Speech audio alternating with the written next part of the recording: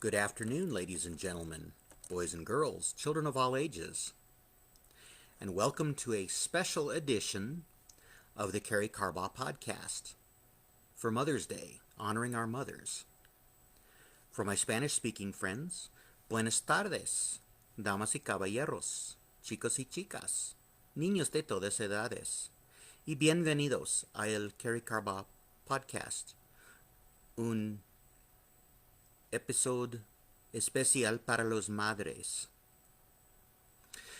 I wanted to jump on here today. I know this is not my usual time, not my usual day, but I was inspired by one of my friends and fellow podcasters, shout out to Mitch Race, who did a special edition of his podcast this morning, honoring his mother. And I thought, this would be a nice addition, or a nice chance to jump on here for a special edition to say hello to you all my followers and friends, and to do a special honoring of my mother, as well as all the other mothers out there. So first off, I want to start out by wishing all of the women who are following my podcast a very happy Mother's Day. Whether you are a mother, whether you maybe are a mother-to-be, or maybe have not been blessed to have children of your own, but have been like a mother to other children. Maybe you've helped raise other children, or been involved in their life in some way. So whatever that looks like for you, happy Mother's Day to you all. And for some, I know this may be a difficult day. So I recognize that. Whether this is difficult maybe because you are not a mother, or because maybe you didn't have a good relationship with your mother. So I acknowledge that. But I want to nevertheless wish you a very blessed Sunday afternoon and a happy Mother's Day. As I often do sometimes, I forgot to introduce myself. My name is Karey Carbaugh, and that's where the name of the podcast, the Karey Carbaugh podcast, came from, for those of you who don't know me. So I just wanted to jump on here and share a little bit about my personal journey with my mom. If you're getting value from this at any point, I would encourage you to drop a V or the word value in the comments. If you're watching this live, drop me the word live or an L in the comments. That would be greatly appreciated. And if you'd like to share some memories of your mom that maybe some of what I share brings up, I'd love to read those as well. And I will try to jump on here in a little bit and see if we're getting comments and respond to a few of those live, since I think I found a way to do that while we're live, at least respond to a few of them. So a little bit about my relationship with my mom. She's been gone now for about 9 years, although it certainly doesn't seem like it. And every holiday brings back fond memories of my mom. She loved holidays. She loved her family. She especially loved her children and grandchildren, and a couple of great-grandchildren that she got to know before she passed. And she loved to have big family gatherings and big family meals. Holidays for our family were a time to gather together. My parents built a house in the mountains here in Colorado where they could have all of their family around one table, one kitchen table. That was both my parents, but in particular my mom. We'll focus on mom today, and I'll talk a little bit more about dad. I may do a Father's Day edition. Little spoiler alert there. But Mom loved her family gatherings. She loved to cook.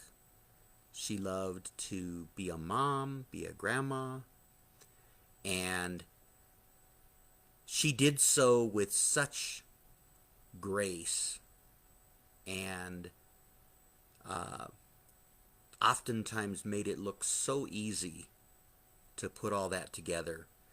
And I remember having a couple conversations with my dad shortly before he passed about how difficult it was for Mom to, as she was getting older, to prepare things and to do the whole meal.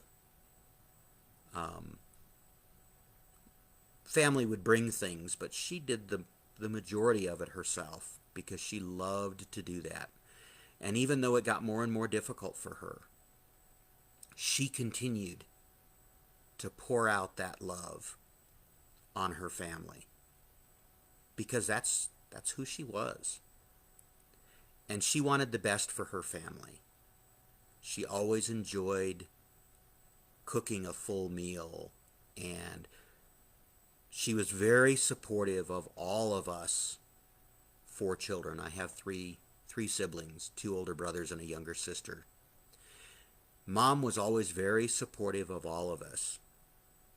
And even though she may not have agreed with all the decisions we made, she always supported us in what we did because that's who she was. And like most mothers, in her eyes, we really couldn't do much wrong. We were corrected when we did, of course, but a mother's love often transcends things that maybe we don't do quite the way they would. And I was blessed to grow up in a household with both of my biological parents. I know that's not the case in many families today. But Mom always supported her family, always tried to do things for her family. I remember one special thing she often did with the grandkids when they were little. She would send them Valentine's cards and have them sent through the post office here in Loveland, Colorado, who used to, I think they still do, they would do a special Loveland Valentine's stamp. And she would always make sure she got cards to the grandkids when they were little. And probably even the great-grandkids, at least a couple of times, to show them her love in an extra special way. And that's just one of the things that she did to show a very special measure of her love. She was a very strong woman, as I've shared in some of these podcasts. My mom, by and large, is much of the reason that I am where I am today. Getting through my low vision disability, and both of my parents, but my mom in particular, spent lots of time with me when I was younger, learning how to do things that other kids did much easier and came much easier to them. She would spend a lot of extra time helping me with homework when I was younger. And that's just who she was. She actually got her degree, although she didn't complete her degree, but her degree was in occupational therapy. And I had often asked her if that helped her to get through the difficulty in finding out that I had a vision disability and learning how to deal with that. She said no. I think that actually helped her in some ways, but in large part, that's just who she was at her core. And while she was getting the education in that field, that was a part of who she was in general, helping people who had difficulties in life. And she was just always there. When she went back to work, when we were younger, she stayed home. But then as my sister got into school full time, she went back to work, working for the special education department in the schools here in Longmont. That was a department that they had largely built, she and my dad, because there were not many programs for children with disabilities, in particular children with vision disabilities. So they had already worked together very closely with the school system. And so it was pretty natural when my mother decided to go back to work that that's where she would work, would be in that department. And I've heard from many people she worked with while she was around, but even since then, some of the psychologists and counselors that she worked with have said what a strong woman she was and supportive woman she was at work. And I believe that, because again, that's who she was at her core. One little interesting or humorous fact about Mom that I learned later in her life: Mom did not like vegetables. It was kind of interesting. I had no idea, because she always, like any good mother, she always made us eat our vegetables when we were younger. I never knew that she didn't really care for vegetables all that much. So I learned that later in her life, a few years before she passed. And I said to her, I said, "Well, Mom, you always fixed them, and you always ate them when you fixed them for us." And she said, "Well, just enough to where you all saw me eating them and thought I was eating my vegetables." But she said, "I never cared for vegetables." And so that gave us a good laugh as we learned that. I had no idea about that until she got later on in her life and was able to not have to put on a show or put on a front for the rest of us, and could really be herself. But that's also an indication, I think, that she was one of these strong women who would not let down her guard. She always had to be strong for others. She always had to, or at least felt that she had to, do the right thing. And that I think is the sign of a strong woman and a good mother. I also had some people in my life who were like a mother to me. I got taken in by a family when I moved to New York. And the woman of that family, her name was Tweet. Interesting, fun name. She actually shared with me that she could whistle before she could talk. And that's how she acquired the name Tweet. She was like a mom to me when I lived in New York and was away from home. I always knew that I could call on her if I needed that mother close by. And I've also mentioned Mrs. Ullman, who was the teacher for the vision impaired when I was growing up. She was also like a mother to me. I spent a lot of time with her in class, in learning to do things, and she supported my parents and gave them encouragement when I wanted to ride a bicycle, or when I wanted to do something that maybe wasn't something obvious that a low vision person could or should do. And so she was also like a mother. I've often referred to her as my second mother. And I share those stories just to encourage some of those of you who may not have biological children. Maybe you have adopted. Maybe you are just a teacher. I don't want to say just a teacher. Maybe you are a teacher and have mothered some of the children that you've taught or maybe worked with through a church or through another organization. There's all sorts of different mothers and different ways of showing love and affection in a way that only a mother can. So I want to encourage all of you today as well. And as I bring this in for a landing, I also want to, if you have not spent time with your mom yet today, but maybe are going to, I want to encourage you to let her know how much you care. Maybe you can't be with your mom face to face if she's still with us on this earth. Give her a phone call.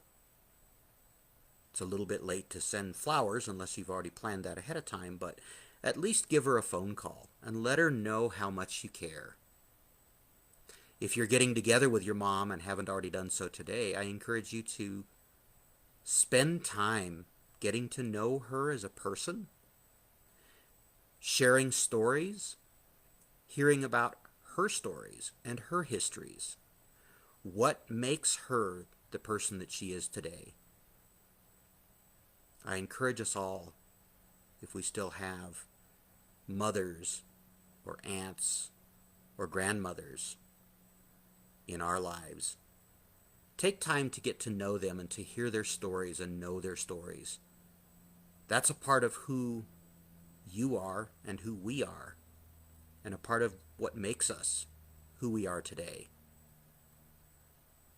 So before I close, let me just jump on here real quick and see if we've got any comments to respond to, because I did want to at least respond to some comments if they're coming in at all. I do hope you're enjoying your Mother's Day, whatever that looks like for you. And if you're getting value in this, let me know that by dropping the word value in the comments, or let me know what's giving you value here. I do have a couple comments here, so let me respond to these. Daryl Cutchin, shout out to Daryl in Michigan. Thank you for joining me live. And yes, he says he was blessed to be with his mother at her end of life. He says, my mom had multiple gifts and talents.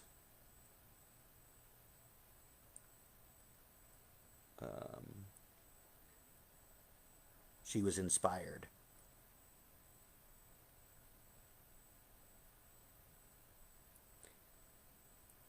And he says, great honoring of our mothers. Thank you, Daryl.